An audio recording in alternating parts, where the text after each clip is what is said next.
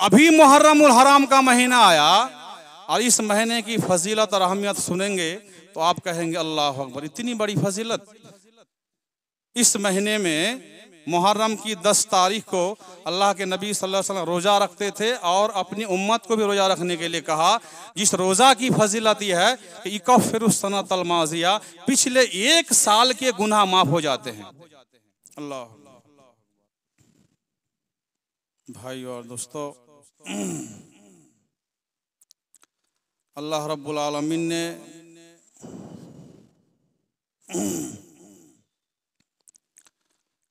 इस दुनिया में हम इंसान और जिन्नात को जीने के लिए बहुत सारे कवानीन दिए हैं। उस कवानीन के मुताबिक जहाँ तक होता है हम लोग ज़िंदगी गुजारते हैं। अल्लाह रब्बुल आलमीन ने कुरान करीम के अंदर एक जगह में कहा, इन्न इद्दतश्शुहूर इंदल्लाहि इस्ना अशरा शहरा। जब से अल्लाह रब्बुल आलमीन ने यह आसमान और ज़मीन पैदा किए हैं उस वक्त से लेकर के आज तक, बल्कि क़यामत तक, सालों में 12 महीना मुकर्रर किए हैं। और उन 12 महीनों में मुहर्रमुल हराम का सबसे पहला महीना है, जो महीना अभी चल रहा है। मेरा उन्वान पिछले जुमा था गुरूर और तकब्बुर के बारे में। इंशाअल्लाह फिर आगे बयान करूँगा।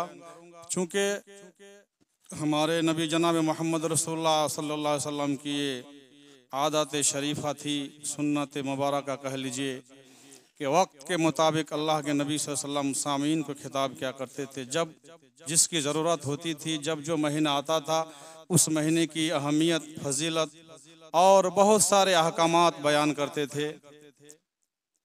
तो इंशाअल्लाहुल अज़ीज़ मैं आज के खुतबा में बहुत ही मुख्तसर अंदाज में मुहर्रमुल हराम के सिलसिले में वक्त के अंदर जहाँ तक हो सके कुरान और सुन्नत की रोशनी में चंद बातें आप लोगों के सामने रखने की कोशिश करूँगा।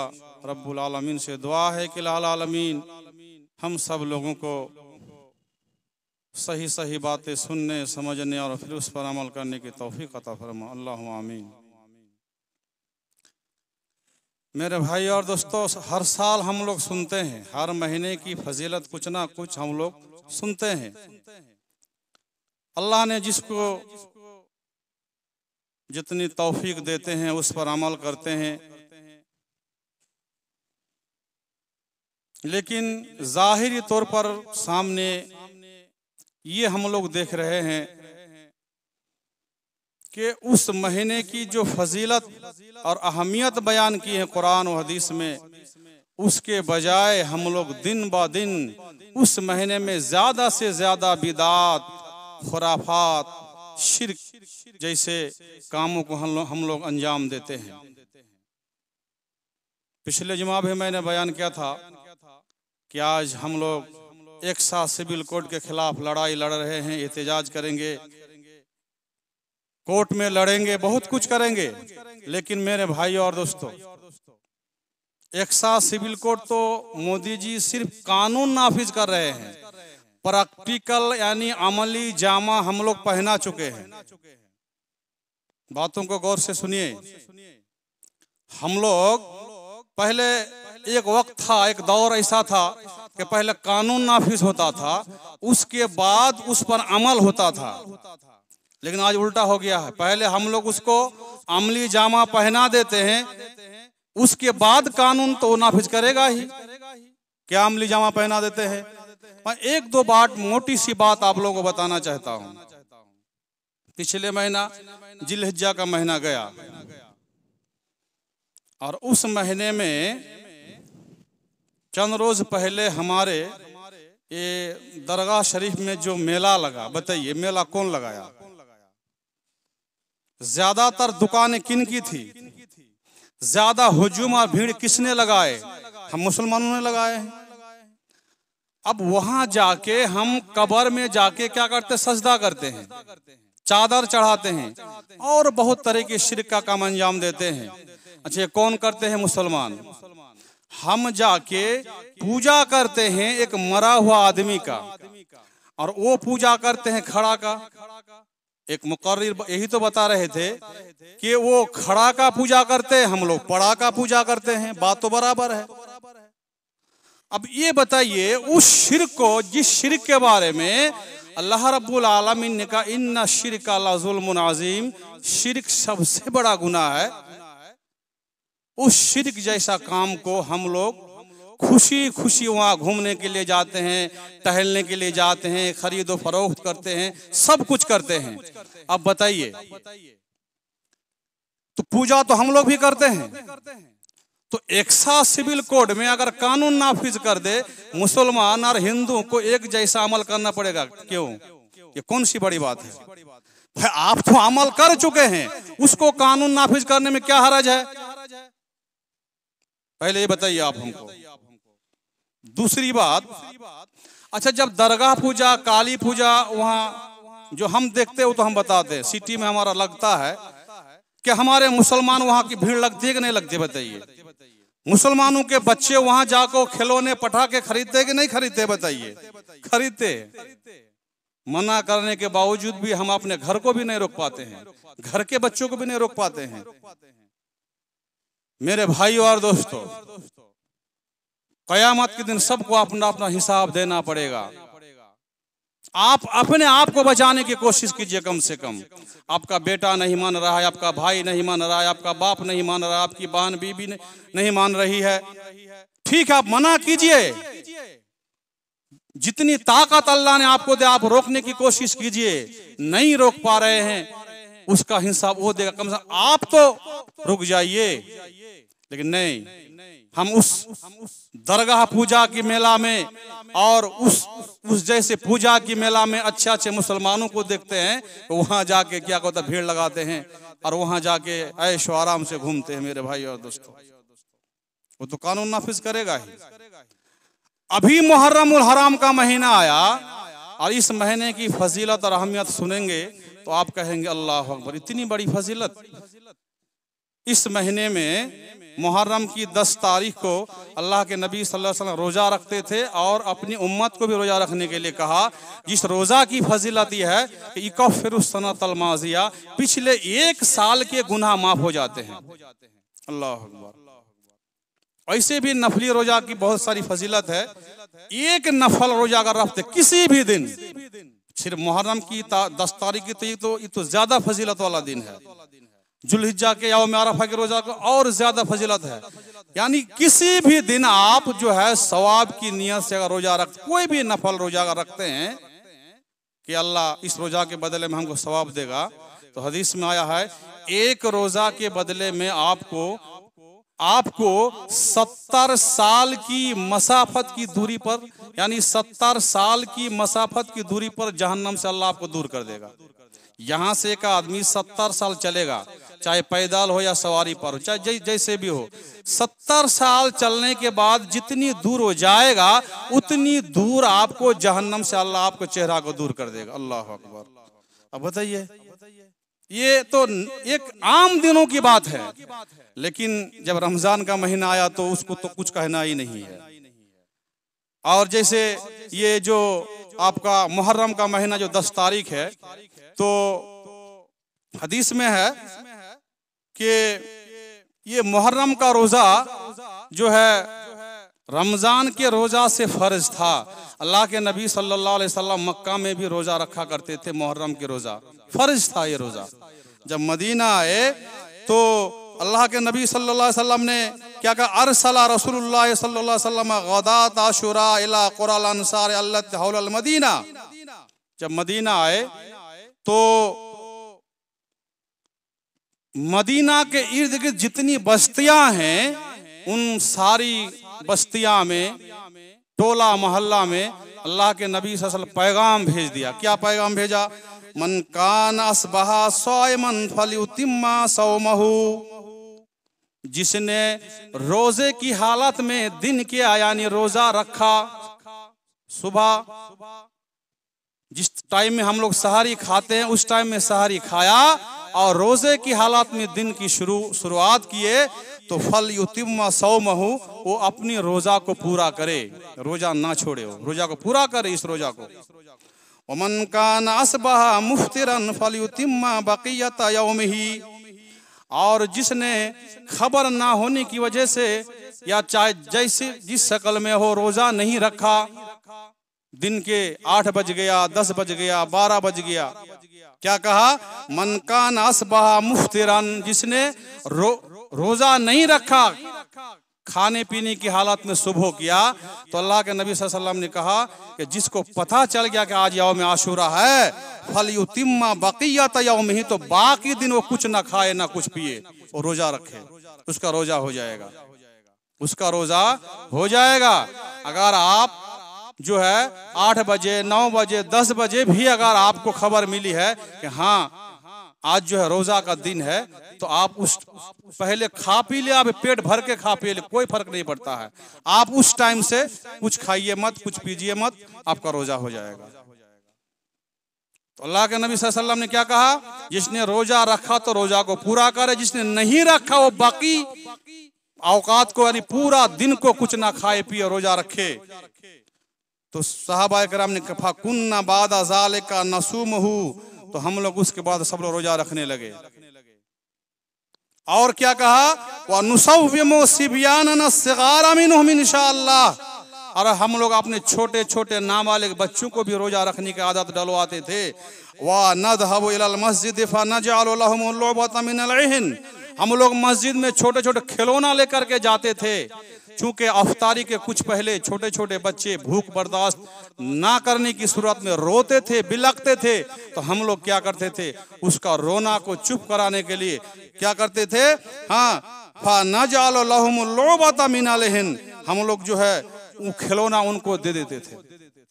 हाँ, फैजा बका अहदुहुम अला ताम, जब वो बच्चा रोता था, वो सब बच्चे आतैनाहा इय्याहु इंदल इफ्तार, तो इफ्तार से कुछ पहले हम लोग उन बच्चों को खिलौना देकर चुप करा देते, बच्चे चुप हो जाओ, खेलो, लो इसको खेलो, गुड़िया लो, खिलौना लो, खेलो, रोजा को मत तोड़ो। देखिए ये आशूरा के दिन की बात नहीं बता रहा हूँ, कितनी अहमियत की दिन है सहाबा किराम के लिए कि छोटे छोटे मासूम बच्चों को भी रोजा रखने की आदत डलवाते थे। अल्लाह अकबर। लेकिन हम लोग कहाँ जाते? 10 मुहर्रम को इमाम बाड़ा जाते हैं सिटी में, और मैं 2002 के बाद 1-2 साल मैं नजारा देखने के लिए गया था कि देखो क्या होता है। उसके बाद 1-2 साल के बाद ना मैं कभी भी उसके जुलूस देखने के लिए गया, ना मैं ताजिया देखने के लिए जाता हूँ, ना मैं उनके मेला ठेला में जाता हूँ। अगर कोई काम भी पड़ता है खुशकी बाग और पूर्णिया में, तो उस दिन मैं जाता भी नहीं हूँ, और इस दरगाह का मेला तो मैं जाता ही नहीं हूँ मेरे भाई और दोस्तों। लेकिन आवाजें कान में आती हैं, लोग आके बोलते हैं कि सिर्फ ज्यादा हमारे शेरशाहबादी की जितनी बड़ी तादाद है, ये शीशाबाड़ी, ये कस्बा, ये ढोलबज्जा, ये चिमनी बाजार और बाकी यहाँ तक के रामगढ़, रानीपत्रा, चारों तरफ से उमंड पड़ते हैं, लगता है कि वो काबा शरीफ का तवाफ करने के लिए आए हैं। इस तरह का उनके मुहर्रम में, उनके ताजिया में, उनके जुलूस में भीड़ लगाते हैं।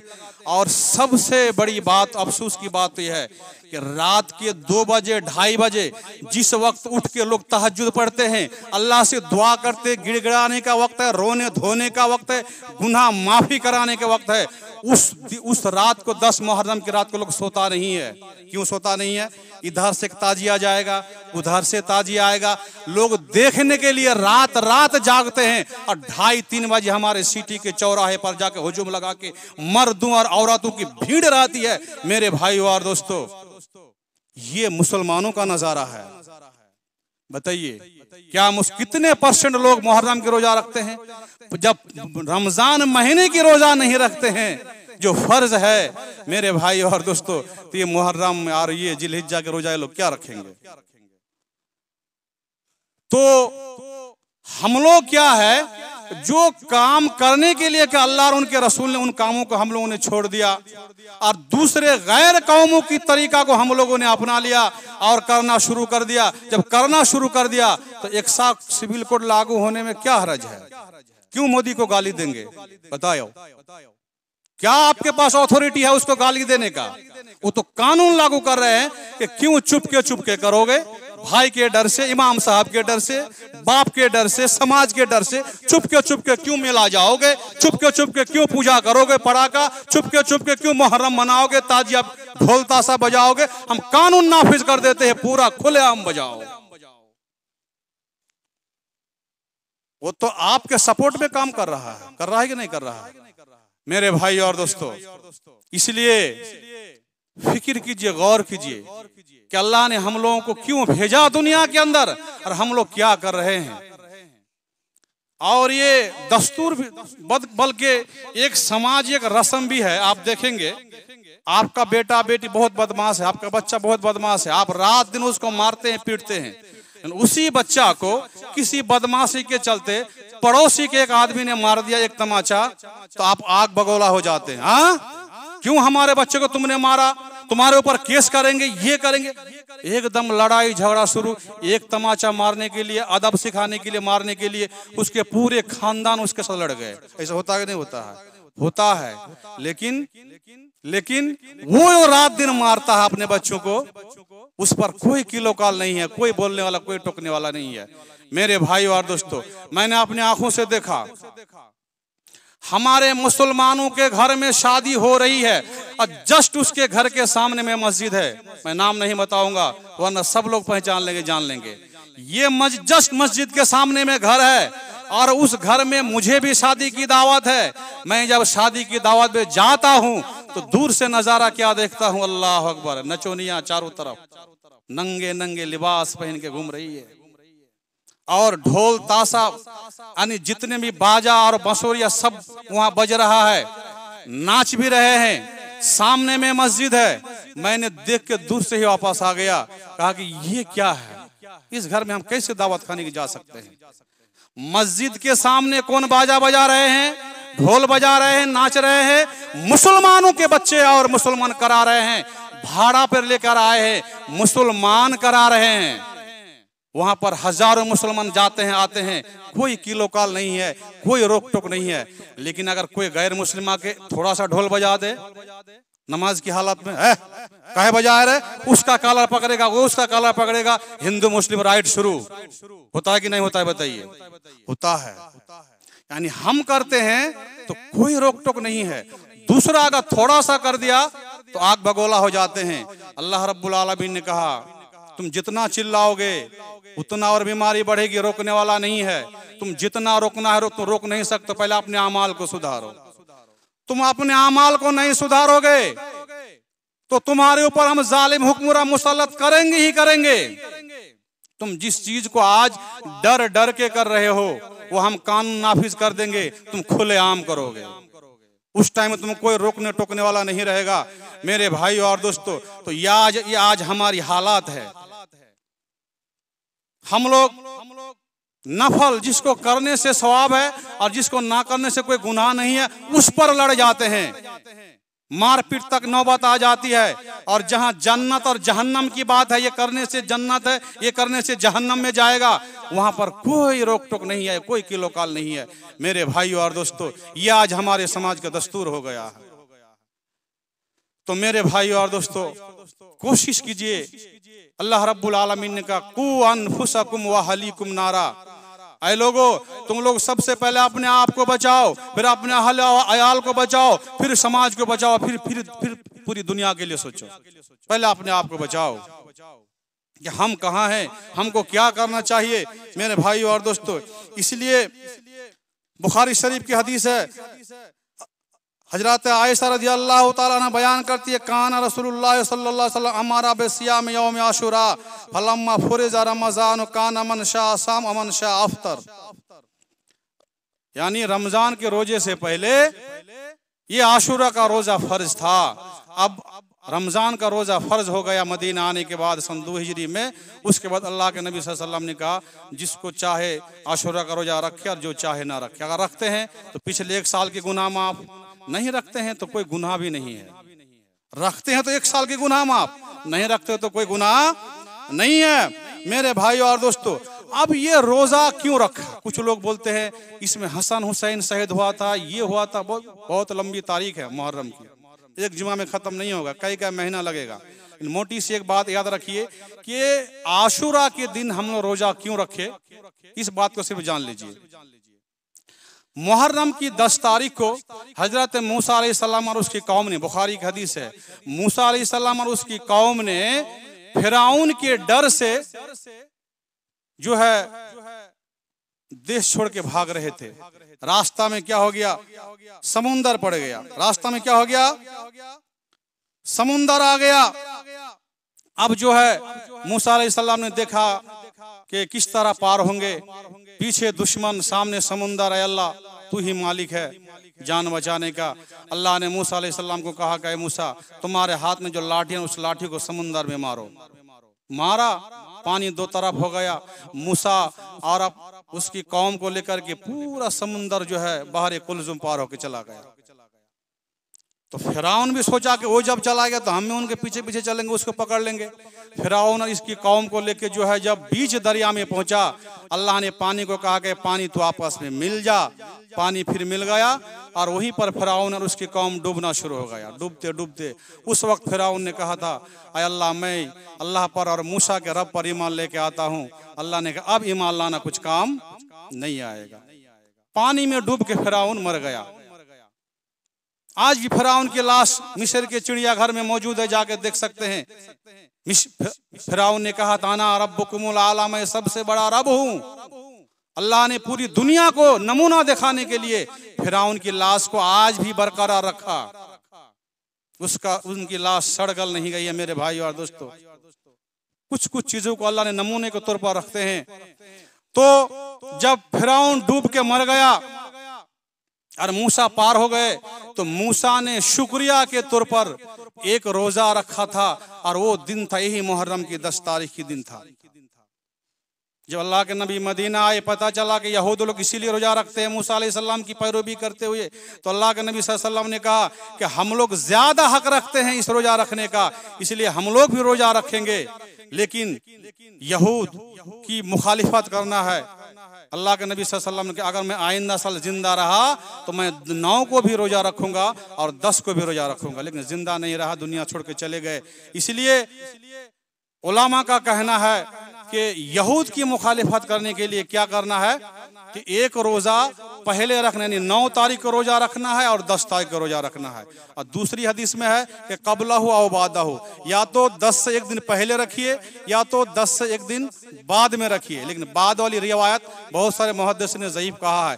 फिर भी अल्लामा इब्न क़य्युम रहमतुल्लाह, अल्लामा इब्न हजर अस्क़लानी रहमतुल्लाह अलैह ने कहा, बहुत सारे अहादीस को इकट्ठा एक जगह जमा करते हुए कि अगर कोई 3 दिन रोजा रखते हैं तो सबसे बेहतर है। 9 को भी रखिए, 10 को भी रखिए, 11 को भी रखिए। लेकिन अगर 9 और 10 को रख लिए तो 11 को रखने की जरूरत नहीं है। अगर कोई रखता भी है तो कोई हरज नहीं है। उनको और अच्छा कहा है उन दोनों मुहद्दिस ने।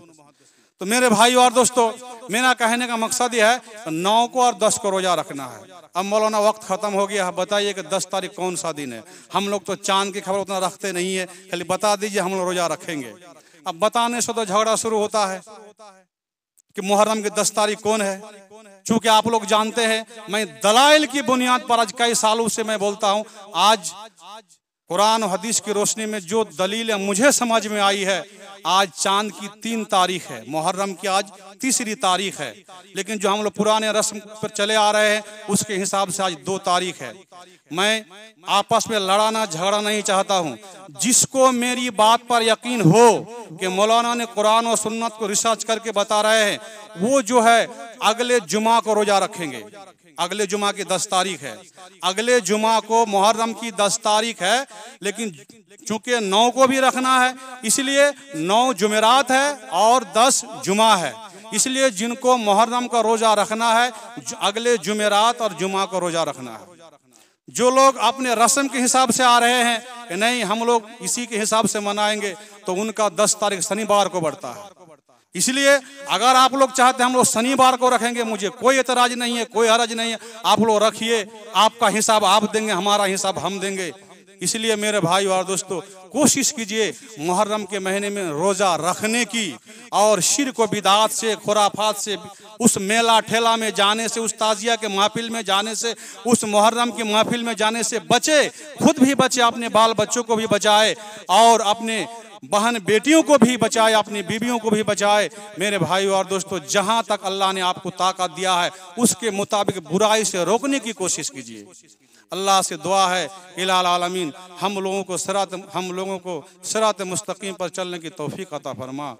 और जितनी बातें मैंने कही, ऐ अल्लाह, अगर इसमें से कहीं गलती हुई अल्लाह तो अपने बंदा समझकर माफ़ कर देंगे। अल्लाहुम्मा आमीन। व आखिरु दाअवाना अल्हम्दुलिल्लाहि रब्बिल आलमीन व मा अलैना इल्लल बलाग व अलैकुमुल हिसाब।